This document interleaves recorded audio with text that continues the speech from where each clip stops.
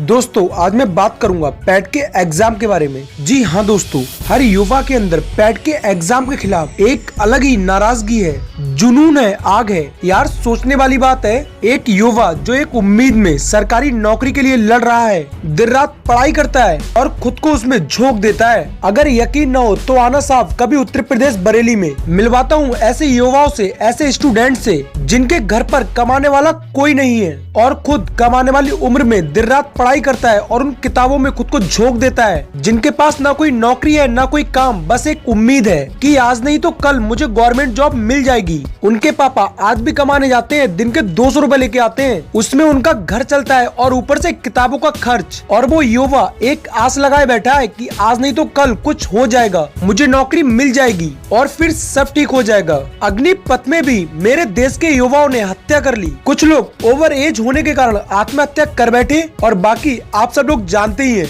और सबसे बड़ी बात ये है, एक युवा अपने बाप के बराबर का होकर ना कोई जॉब करते हैं ना कोई बिजनेस, बस एक उम्मीद लगाए बैठे हैं गवर्नमेंट जॉब की। जी हाँ, सरकारी नौकरी की। अगर उस युवा को 100 रुपए की जरूरत ही पड़ती है ना तो उसे अपने घर पर पैसे मांगते हुए शर्म आती है, क्योंकि बराबर का होकर पैसे मांग रहा है। अरे साहब आप ही बताओ क्या करें हम। और ऊपर से आप लोग पैट के नाम पर धंधा कर रहे हैं, बिजनेस कर रहे हैं। शेम ऑन यू यार, शर्म आती है, जिसका कोई मतलब तक नहीं है। आप लोगों ने हमारे देश में एक बिना मतलब का बिजनेस स्टार्ट किया है और नाम एसएससी पैट का दिया है। इसे मैं क्या हर एक युवा जानता है, इससे कोई नौकरी नहीं मिलने वाली साहब। एक बात बोलूं, 200 रुपए का फॉर्म पढ़वाते हो, 1000 रुपए किराए में घुसवाते हो और एक साल बाद एग्जाम की कोई वैल्यू नहीं होती। और हर युवा भी ये जानता है इससे कोई नौकरी नहीं मिलने वाली। अरे साहब आपको पता है वो 1000 रुपए कहाँ से लेके आता है, वो 200 रुपए कहाँ से लेके आता है? आपने तो बस यही बोल दिया, बस एक क्वालिफाई एग्जाम है जो कि सिर्फ एक साल के लिए वैलिड होगा। मतलब आपको एक खास मेरिट से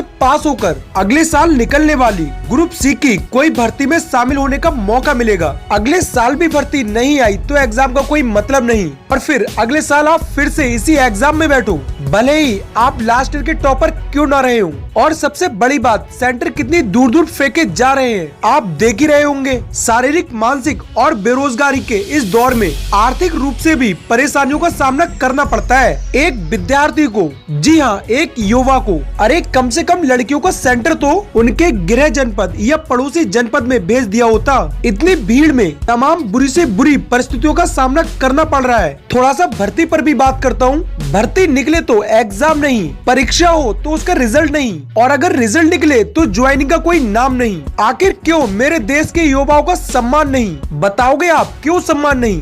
बस करो मजाक अब, युवा मांगे हिसाब अब। बात करो, संवाद करो, दो हमारे सवालों का जवाब अब। बोलो दे पाओगे हमारे सवालों का जवाब अब? हर भर्ती पंचवर्षीय योजना है, किस नए भारत की ये परियोजना है और कैसी ये परीक्षा प्रणाली है? आपने मेरे देश के युवाओं की छीन ली जवानी है। जी हाँ, आपने मेरे देश के युवाओं की छीन ली जवानी है। क्यों पेपर में गलत सवाल डालते हो? फिर यूपी पैट के साथ साथ इसमें भी तुम व्यापार करते हो। रैंक लिस्ट का नहीं प्रावधान करते हो और वेटिंग लिस्ट का नहीं समाधान करते हो। अगर साहब 2-4 हूँ तो मैं बोलूं, अरे आप तो जुर्म 1000 बार करते हो। जी हाँ, आप जुर्म 1000 बार करते हो। जागो सरकार जागो, यही कहना है। हमारी समस्याओं पर ध्यान दो, 1 वर्ष के भीतर पूरी प्रक्रिया हो। दिलासा नहीं, प्लीज नौकरियां दो। जी हाँ, दिलासा नहीं, नौकरियां दो। मेरा युवाओं से भी कुछ कहना है, अब और नहीं सहना है।